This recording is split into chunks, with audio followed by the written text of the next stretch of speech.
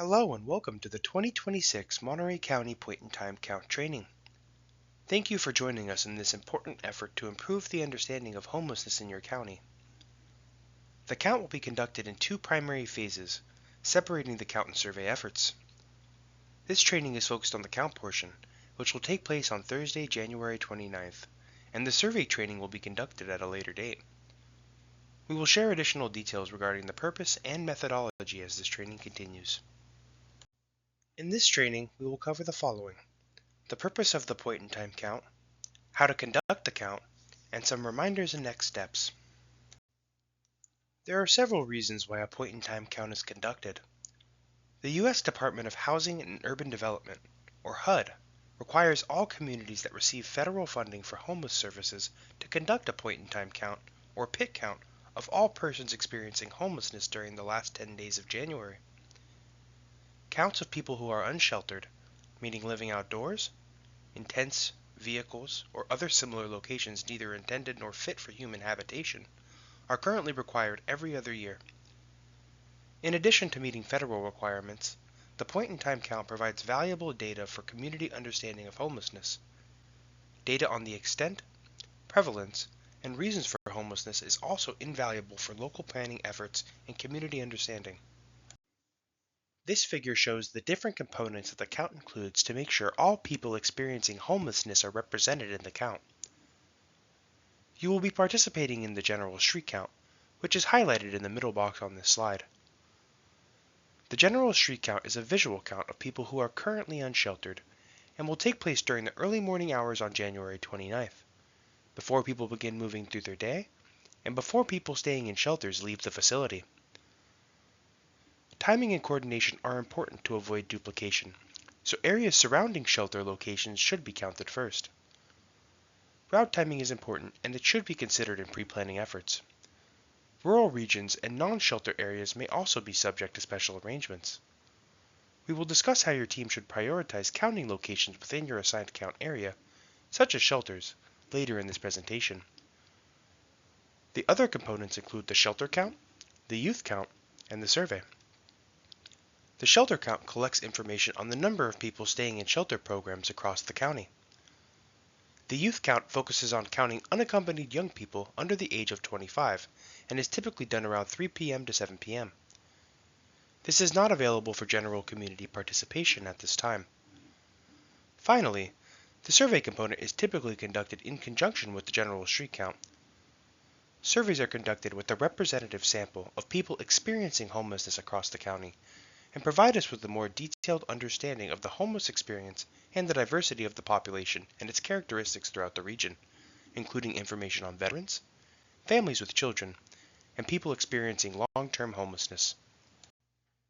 Here are some of the details to take note of for the upcoming point-in-time count.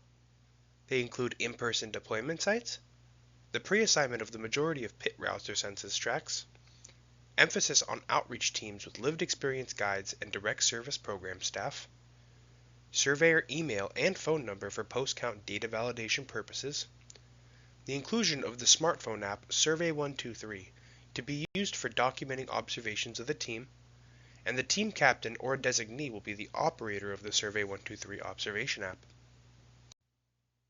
The general street count is a visual count of people residing on the streets, in parks and open spaces, in tents, in vehicles, in abandoned buildings, or in makeshift shelters constructed of tarps, cardboard, or other materials. The street count will be conducted while people are still in public shelters in the morning, which will help us have an unduplicated count of everyone experiencing homelessness that day. To avoid duplication, we ask that you count the areas surrounding shelters first. As a reminder, volunteers will not be paid for their time, nor will volunteers be reimbursed for their mileage. Guides, who are individuals who have previously or are currently experiencing homelessness, will be paid a cash stipend upon completion of their count route. Here you can see what to expect on the morning of the count. Guides and volunteers will arrive at 5 a.m. and the goal is to have you out the door and in the field as soon as possible so that your team has adequate time to cover your route. You will first access the PIT count survey on the Survey123 app. You will be asked to input your track number, which you will receive via email prior to the count, along with your phone number and email for post-count data validation purposes. We expect all teams to finish their routes by 9 a.m. Please call us if you think you need to be out any later than 9 a.m., or if you need additional help to complete your assignment. We strongly encourage you to conduct as thorough of a count of your assigned maps as you can. There are two different types of participants on each team during the general street count: volunteers and guides. This slide outlines the differences between guides and volunteers. A guide is an individual who has previously or is currently experiencing homelessness and uses their knowledge to identify individuals experiencing homelessness during the general street count. They will guide their team towards locations in their assigned count area where individuals experiencing homelessness are likely to be seen, and will help distinguish between safe and potentially dangerous situations. Guides are compensated for their time and contributions to the count in the form of a $20 per hour cash stipend. A volunteer will provide consultation and support in team decisions. They will be in charge of transporting their count team through their assignment and will help ensure that full coverage of the map is achieved and communicate with pick count organizers as needed. Please note that volunteers are not paid for their participation in the count, nor do they receive gas or mileage reimbursement. Teams should note that because we are covering the entire geography of your county, there may be instances where the guide is not personally knowledgeable about the specific route the team is covering. However, guides are still able to draw on first-hand experience of homelessness to help identify potential locations or persons based on previous experiences and signs in the environment. If a team is confused on whether or not a person should be included in the count, we ask them to collaborate within their team and make an informed decision. All team members are in charge of ensuring the methodology is being followed, and should designate one team member to be in charge of marking the tally sheet and one team member responsible for tracking the team's coverage in their count area. The next set of slides will outline how to use the data collection forms that you will use on the morning of the count. Each team will be able to select specific routes and be given maps of those routes via email prior to the count. If there are issues printing the maps, there will be a location in the county where a physical map can be picked up. Your route will be outlined. Please stay within the tracked border. Often, the boundary of your route is a street. If the borderline is a street, count people on the inside side of the street, or the side of the street that connects with the rest of your route. If there is someone moving back and forth across the street, you should count them. Please cover all areas.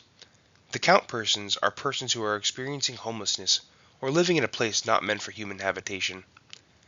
This includes tents, vehicles, parks, sidewalks, and more. Be sure to drive or walk down every street. Count on both sides of the street unless it's a route border. Look for open areas. You may need to get out and walk. You decide the route you take. That route may depend on traffic or where shelters are located. Be sure to cover areas around shelters first. It's a good idea to put an X on streets and areas once you've covered them, so you don't count them twice. If you are assigned to two contiguous maps, be sure to outline a route that will easily take you from one map to the other. You'll need to download an app called Survey 123 in order to access the observation form. Once you've downloaded the Survey 123 app, you'll need to enable your location settings.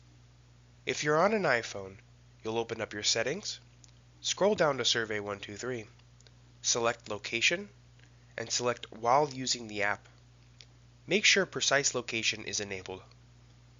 On Android, you'll open up your settings, go to the Personal tab, select Location, and make sure it's on. If you can't access the observation form, there may be an update available for it. Once the update is made, the observation form will become available. The app will also ask you to enter in your login information. Please select Continue without signing in.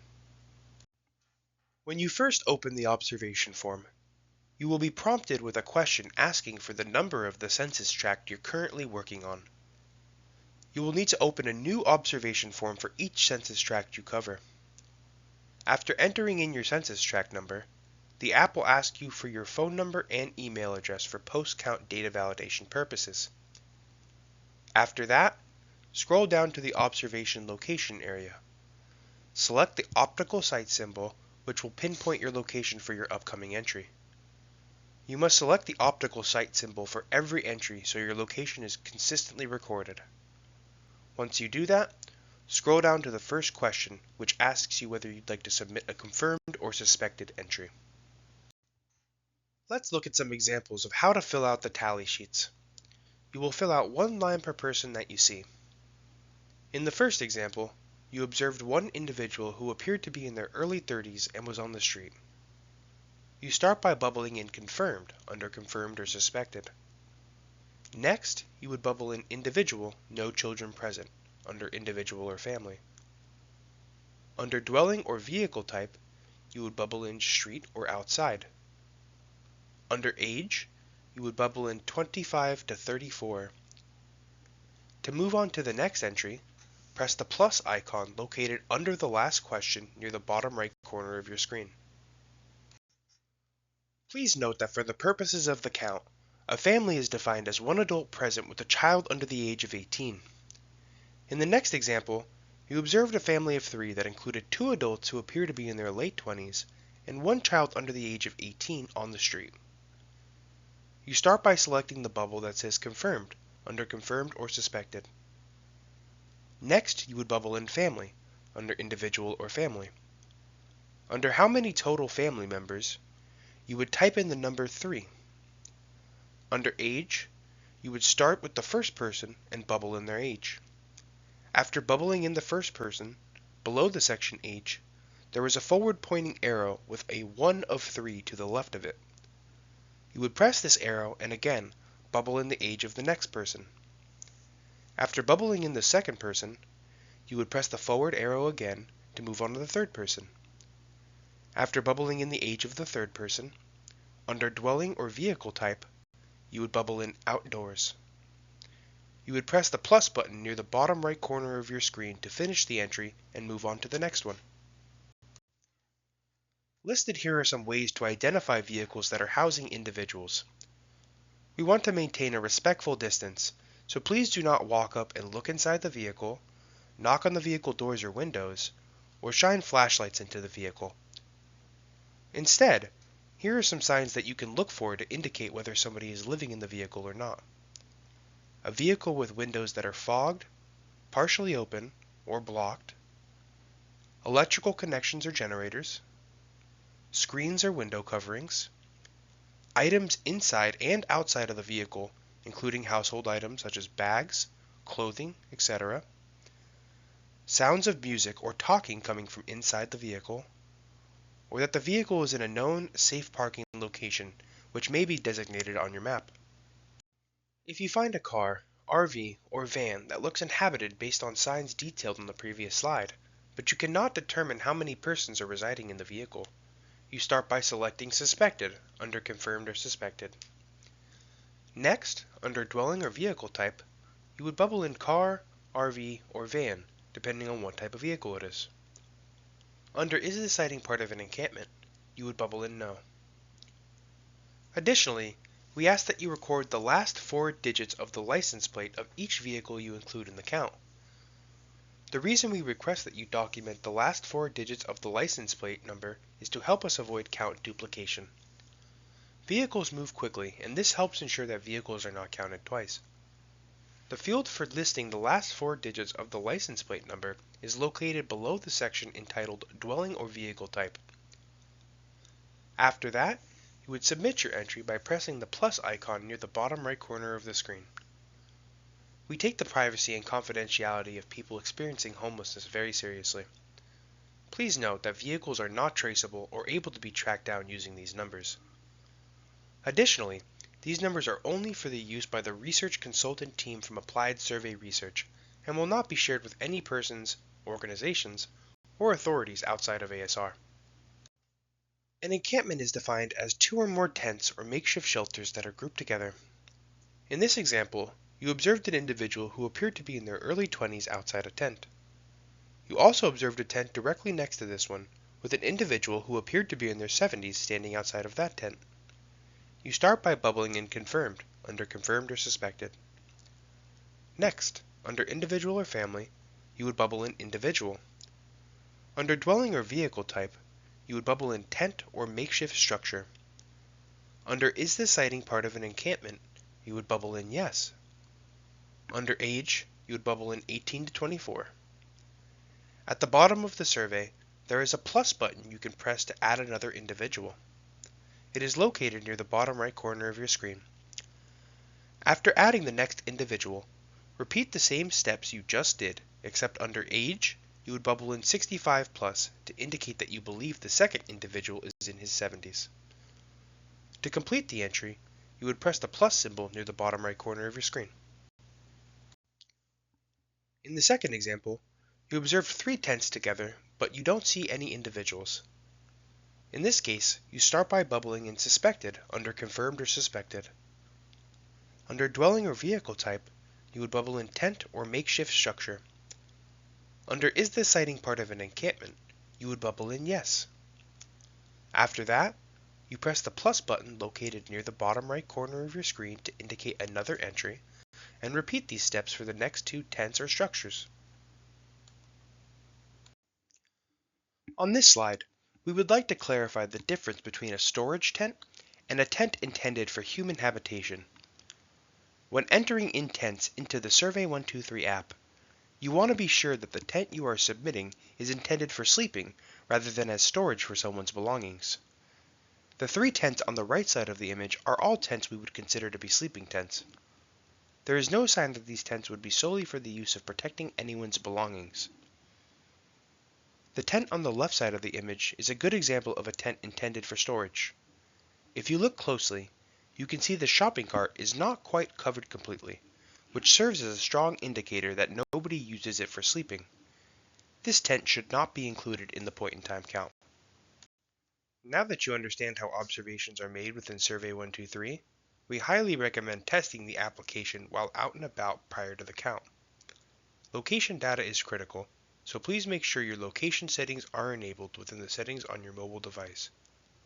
Feel free to submit your entries as well, as all entries prior to count day will be removed. Safety is a top priority while out in the field. Please take note of the following items when you are out conducting the count. Please be safe and don't take any risks. Do not approach individuals and ask them if they are experiencing homelessness. Please observe and document observations only. Do not take photos while out in the field to protect the privacy of those being counted. Please keep all locations and information confidential and do not discuss them after the count in social media or other public forums. Stay with your teammates, be respectful to those you're counting, and if you have any problems or questions, call your deployment center captain. Once again, safety comes first for all count participants. If an area seems too unsafe to cover, do not enter it. Mark the area on your map to show your deployment center captain when you return. Some of these areas will have special teams to cover them. If you have a true emergency, please call 911 and then notify your deployment center captain when appropriate. We will review safety and confidentiality protocols again on the day of the count. Here are a few tips on how to prepare for the count. Wear comfortable shoes and clothing. Dress warmly. Wear a jacket, sweatshirt, raincoat, gloves, hat, etc. It is the wintertime. Bring a car if possible. Bring a fully charged cell phone. Bring a flashlight. And the count will happen rain, snow, or shine, so be sure to bring an umbrella or cold weather gear if necessary. And of course, be sure to get plenty of rest the night before. We will be in touch with you regarding any specific deployment location information, as well as reminders as we approach the day of the count. Please feel free to contact us at the listed email or phone number with any questions. Thank you in advance for your participation in the 2026 point-in-time count. Please encourage your friends, family, and colleagues to join us in this year's count by directing them to the volunteer registration link. We couldn't do this without you, and we look forward to seeing you.